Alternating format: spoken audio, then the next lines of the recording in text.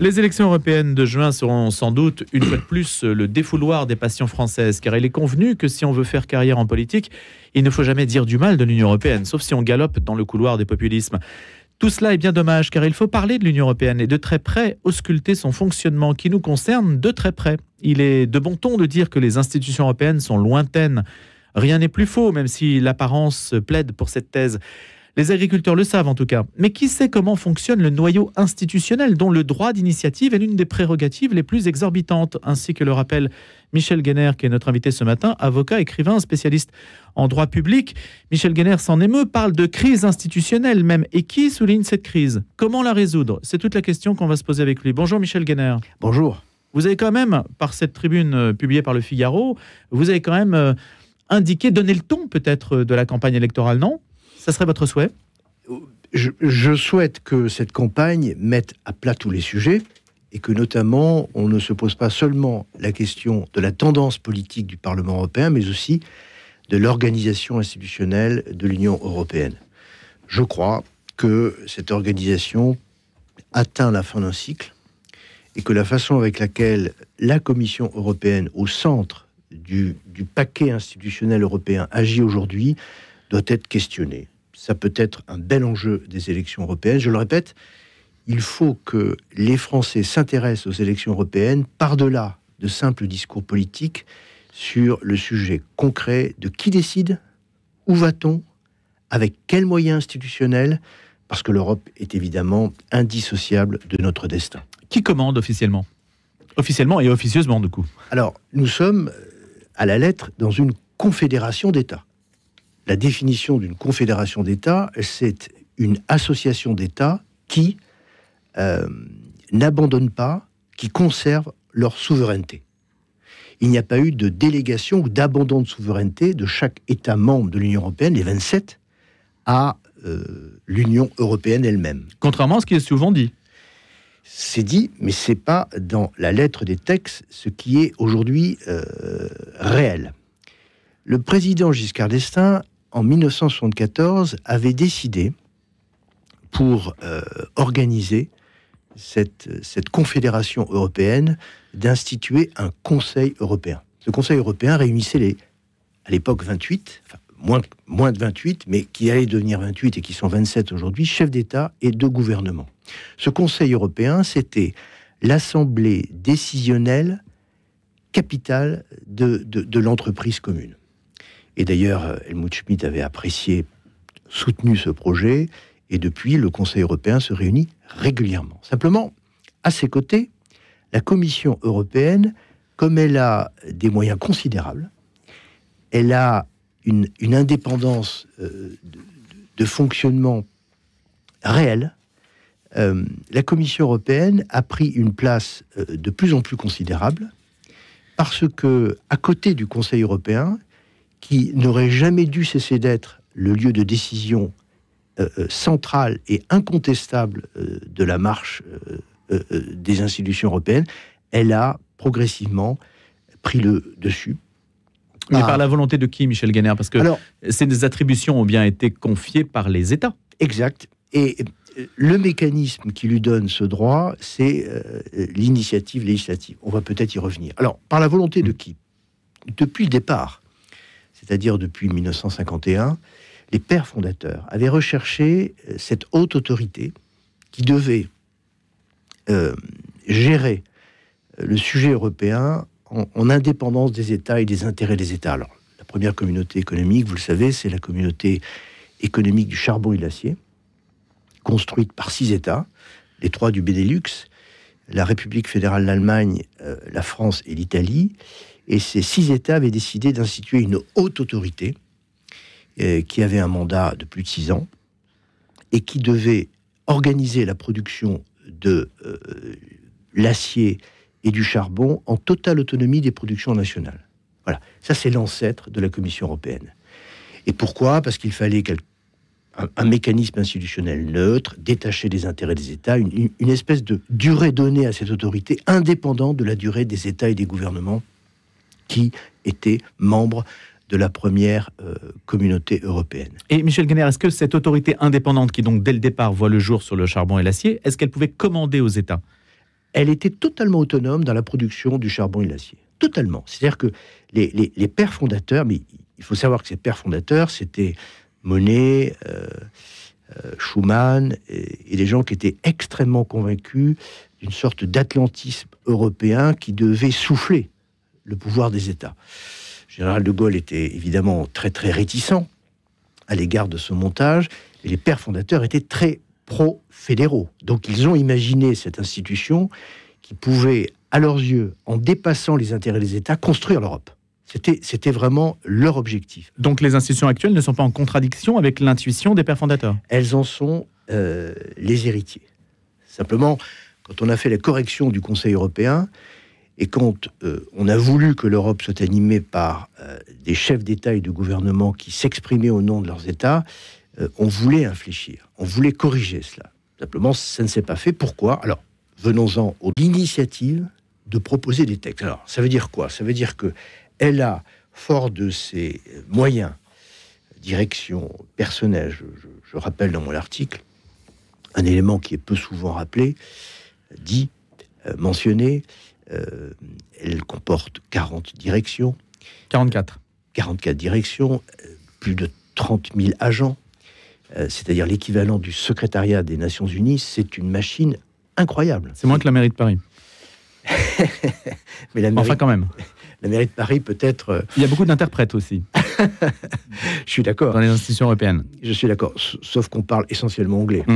On a des interprètes, oui. On se demande pourquoi. En tout cas, elle a les moyens matériels, humains et financiers pour être, en vérité, le socle du pouvoir. Alors, elle propose les textes, et en vérité, elle choisit même les modalités d'adoption de ces textes, selon les majorités qui lui sont disponibles dans le traité de Lisbonne, et donc elle a, en fait, la main sur le pouvoir législatif. Et par surcroît, elle a un vrai pouvoir exécutif, puisqu'elle contrôle l'exécution des lois qui sont votées à son initiative par les États, et elle peut même prononcer des sanctions contre les États. On a vu... Donc le judiciaire aussi. Donc ça veut dire que les trois... C'est pas le judiciaire, non. Oui. C'est pas le judiciaire, c'est de la sanction administrative. Le judiciaire appartient à la Cour de justice de l'Union européenne, et elle se prononce essentiellement sur les grandes libertés, et elle n'a d'impact sur la Commission européenne qu'à travers les fautes détachables de leurs fonctions des commissaires européens. Elle est vraiment accessoire dans le mécanisme institutionnel. On a vraiment un mécanisme institutionnel qui repose sur la Commission, qui a deux pouvoirs, le pouvoir législatif via son initiative et le pouvoir exécutif via son exercice. Et on a un Conseil européen qui aurait dû être, qui n'aurait jamais dû cesser d'être le véritable pouvoir décisionnel de l'Europe, progressivement, non pas joué, mais en tout cas poussé, encadré par la Commission européenne. Ce déséquilibre est fâcheux, parce que, en fait, la Commission européenne arrive à décider par elle-même, seule, d'un certain nombre de choses, et les États la suivent plutôt qu'ils ne l'encadrent. Et Michel Ganner, n'est-ce pas lié au fait que les États sont tributaires de majorités politiques qui peuvent varier, et ils sont tributaires donc d'une certaine versatilité, et donc il y a un besoin, exactement comme ce que vous avez dit tout à l'heure pour la CECA, il y a besoin d'avoir une institution qui transcende un petit peu l'instabilité des États, qui pallie celle-ci. Et donc ça représente une forme de stabilité. Et ce sont bien les États qui ont consenti à cette évolution-là, précisément pour être efficaces, d'une certaine façon. C'est pas tant de la stabilité qu'on gagne qu'une sorte de pouvoir évincé et géré de manière occulte, cachée, propre à ses préoccupations par la Commission européenne. Je le répète, le vrai pouvoir décisionnel dans une confédération, c'est celui des États. Alors, donc quel est le statut de l'Union européenne si ce n'est pas une confédération? C'est une confédération, point. Oui, mais sauf que... La preuve, dans un temps récent, vous verrez le texte qui est en train d'être préparé, on me dit qu'il va être soumis bientôt à plus grande échelle. On parle de faire, dans la lettre des textes futurs, de l'Europe une fédération. Ce n'est pas une fédération. Alors, dans mes 2 derniers livres, je mets en avant une proposition qui est, tout en ressaisissant l'idée du président Giscard d'Estaing, du Conseil européen, je propose de réaménager le Conseil européen pour qu'il soit un organe décisionnel plus crédible et plus actif. De même que le Conseil de sécurité des Nations Unies a une représentation resserrée par rapport au nombre d'États dans le monde, 195, vous le savez, avec des membres permanents et des membres tournants, je propose que le Conseil européen soit réduit de 27 à 6 membres, avec 2 membres permanents, la France et l'Allemagne, et 4 membres tournants qui représenteraient les 27 moins 2 États membres de l'Union européenne. Ces 6 auraient à leur côté une Commission européenne qui serait coupée de son droit d'initiative et qui redeviendrait un simple secrétariat d'une organisation internationale. C'est une proposition que je formule depuis plusieurs années, que je compte reformuler dans les mois qui viennent, et peut-être dans les années aussi qui viennent. J'y tiens fondamentalement. Qui la reprend? Pour l'instant, personne. Parce que... À qui l'avez-vous proposé? Je l'ai écrite, je l'ai déjà dite à plusieurs personnes, à des familles politiques. Ça ne passe pas. Pourquoi? Parce que l'Europe est loin, l'Europe est incomprise, et l'Europe, personne ne veut s'en charger en vérité. Regardez, le discours des têtes de liste ou de ceux qui s'avancent comme tels pour les élections européennes, c'est un discours finalement toujours très politique et général, et assez vain. De toute façon, on le voit. Tous les élus députés européens qui travaillent au Parlement européen n'arrivent pas à infléchir la machine. Ça reste toujours la même chose.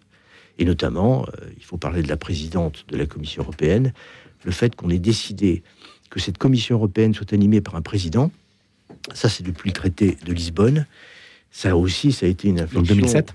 Absolument, ça a été une inflexion considérable dans l'organisation institutionnelle européenne. Donc, vous parlez de magistère, hein, justement. Exact, parce que, effectivement, cette présidente particulièrement, mais celui ou celle qui viendra après elle, après les prochaines élections, les élections de ce printemps du Parlement européen, détiendra le même pouvoir avec un haut responsable des affaires étrangères et de la défense qui a une expression propre sur le plan international sans aucune légitimité. Il faut corriger cela. Et pourtant, Michel Guénert, c'est urgent. Michel Guénert, pourtant, quand on parle de l'espace européen, de l'Union européenne, on n'associe pas cet espace à un pouvoir souverain comparable à celui des États-Unis ou de la Chine. C'est-à-dire que le pouvoir d'initiative et tout le pouvoir que vous décrivez ne semble pas donner à cette institution la force, le rayonnement que d'autres nations ont. C'est exactement... Comment l'expliquez-vous? Ce que vous me dites, c'est ce que pense Madame von der Leyen. C'est-à-dire qu'elle-même, elle piaffe, elle est impatiente à pouvoir être le chef d'un État européen sans discussion possible. C'est ce que pense aussi, je crois, l'actuel président de la République française, qui a en tête effectivement une fédération européenne. Ça n'est Donc pas... de faire le saut. Exact. Mais ça n'est pas possible. Pourquoi? Parce que l'histoire rattrape les choix institutionnels. Les États-Unis sont une fédération sans passé national. Ensuite, cette fédération a construit une identité américaine extrêmement forte, mais la nation a découlé de la fédération. Nous, on a des nations qui sont juste avant l'idée d'une fédération possible. Et c'est très, très compliqué de les dissoudre dans un tout administratif non identitaire. La Chine est un État unitaire. Et toutes les grandes nations du monde sont des nations qui s'organisent à partir d'États extrêmement bien définis. Donc, l'Europe doit savoir qu'elle n'est et ne peut être qu'une confédération. Que des États aussi forts historiquement que la France, l'Allemagne et tant d'autres ne peuvent pas, d'un jour à l'autre, gommer leur identité et vivre comme de simples États américains dans un ensemble fédéral. Voilà.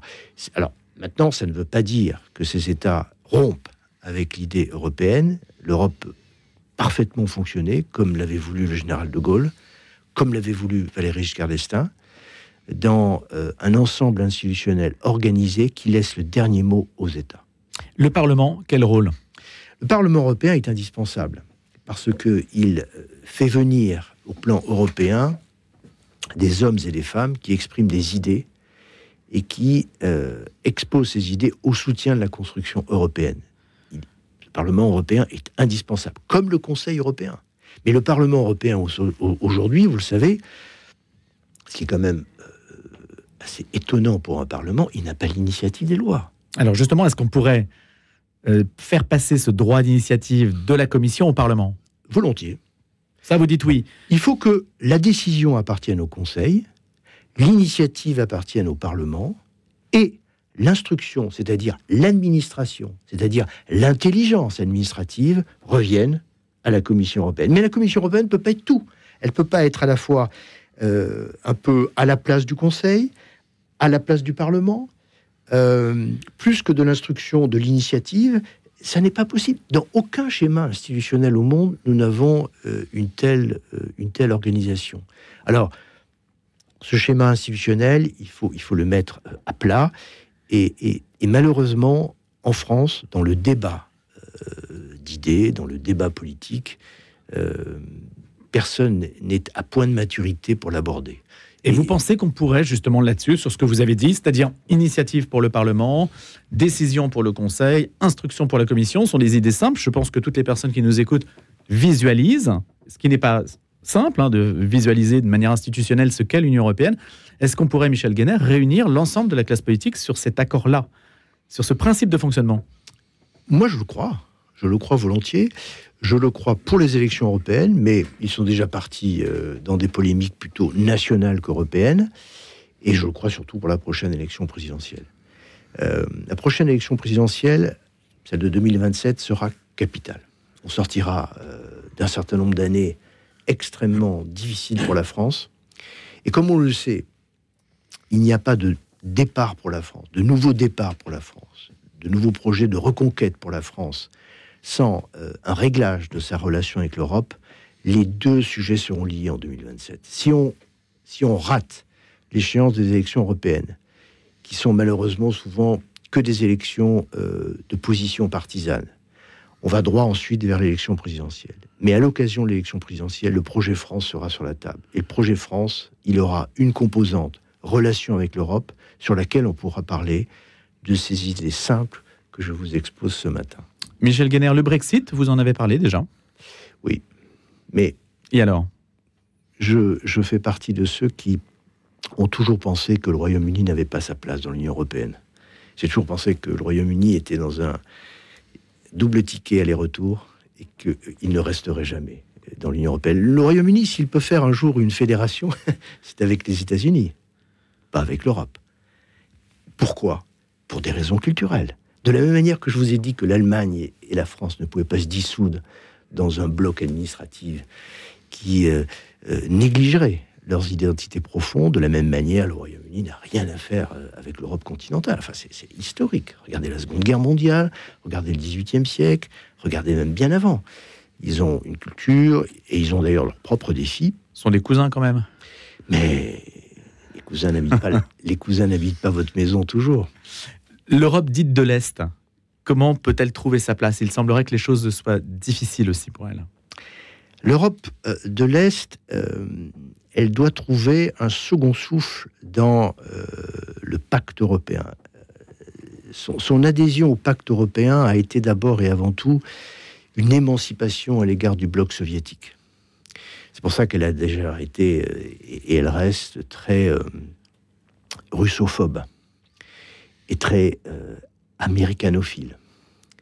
Et les pays d'Europe de l'Est que je connais, puisque vous le savez, ayant été associé d'un cabinet international, j'ai beaucoup voyagé dans ces pays. Ce qui me frappait dans tous ces pays d'Europe centrale et orientale, c'était leur fascination à l'égard du modèle américain et leur haine de l'expérience et du passé soviétique. Et quand on leur parlait des outils juridiques français, notamment je me souviens avoir fait des conférences à Varsovie, à Bratislava, enfin dans tous ces pays, juste après la chute du mur de Berlin, quand ils devaient penser la reconstruction, je leur parlais de la société d'économie mixte, je leur parlais de la concession de services publics, je leur parlais des vieux outils du droit public français qui avaient été quand même à la base de la construction française, des Trente Glorieuses, etc. Ils riaient. Eux, ils voulaient la totale libéralisation. Un domaine que je connais un peu, dans lequel je travaille beaucoup aujourd'hui, le droit de l'énergie. Je me souviens leur présenter un schéma de déréglementation du secteur de l'énergie en disant ne touchez pas au réseau. Il ne faut jamais privatiser les réseaux, transport et distribution.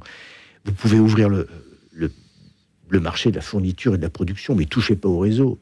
Ils rigolaient, ils aimaient. On va aussi privatiser les réseaux, parce que j'avais en concurrence des avocats américains qui vantaient la libéralisation des réseaux, et on le sait, ils vantaient cela alors qu'il y avait eu des blackouts à New York et à San Francisco, ce que je rappelais d'ailleurs dans mes conférences, et qui cette fois-ci faisait retourner la salle en ma faveur. Donc, je pense que ces pays de l'Est, ces pays européens à part entière, qui ont adhéré peut-être pour des causes négatives ou non seulement positives, doivent accepter la poursuite du projet européen avec un équilibre institutionnel plus centré sur le Conseil européen. Parce que eux jouent beaucoup de complicité avec la Commission européenne. Parce que la Commission européenne leur permet de contrer les États forts de l'Ouest, notamment l'Allemagne et la France, et c'est pas sain. Il faut que tous ces États, les 27 aujourd'hui, acceptent notamment le schéma institutionnel que je propose, et qui n'a pour seul objet que de faire exister l'Europe à travers les États qui comptent. Et c'est d'ailleurs ces États qui sont le plus souvent regardés par une équipe resserrée. Bien sûr, il le faut. Et il le faut. Je me souviens d'ailleurs avoir présenté mon projet lors d'une conférence à Varsovie. Et je me souviens que à la tribune, le maire de Varsovie, l'un des deux jumeaux célèbres de la vie politique polonaise, m'avait dit « Mais maître, très bien, votre proposition de membre permanent 2 plus 4, mais moi j'en veux 3. Le 3e membre permanent sera la Pologne. » Voilà. Bon. Ce qui schéma, se pense aujourd'hui comme une puissance, au sein d'une puissance militaire. Mais on pourrait imaginer 3 membres permanents et 3 membres tournants de ce point de vue, sans aucune difficulté. Michel Guénert, en tout cas, la question institutionnelle, c'est l'un des enjeux de ces élections européennes qui vont se profiler. Elle doit être au cœur des débats. Ça, c'est une certitude au-delà des passions nationales. Moi, je le souhaite vivement. Je le souhaite vivement parce que il n'y aura pas de réforme de notre pays et de réponse aux nombreuses crises qu'il rencontre sans la révision européenne. Les deux vont de pair. L'Europe actuellement avance sans la présence de ses États, et la France avance sans la régulation de sa relation avec l'Europe. Par exemple, un autre sujet... Ce sera un dernier point, Michel Guénert. Un autre sujet qui me préoccupe, c'est le rôle qui a été donné à la présidente aujourd'hui, au président demain, ou à une nouvelle présidente de la Commission européenne. Je rappelle qu'initialement, ce président était un primus inter pares, c'est-à-dire un commissaire parmi d'autres. Le fait de l'avoir fait être un président lui donne, et comme une sorte de point d'ancrage au discours global dans l'Union européenne. Aujourd'hui, Madame von der Leyen parle plus au président américain et au président ukrainien que au président ou au chef de gouvernement des 27 États membres. On a comme une commission qui est happée par le haut et qui est une sorte de voix transparente du discours global, et c'est, encore une fois, très négatif. Si l'on revient à l'essentiel, l'Europe reste un formidable projet de nation européenne, ne peut pas être un projet d'une administration bureaucratique. Merci beaucoup, Michel Guénert. Et cette question institutionnelle, donc, on fera en sorte que, en tout cas sur notre antenne, elle puisse être posée, débattue et illustrée ainsi que vous l'avez fait ce matin. Je rappelle que vous êtes avocat, que vous avez publié, c'était en 2022, après la mondialisation, le retour à la nation, presse de la cité. Je vous souhaite une excellente journée. Merci.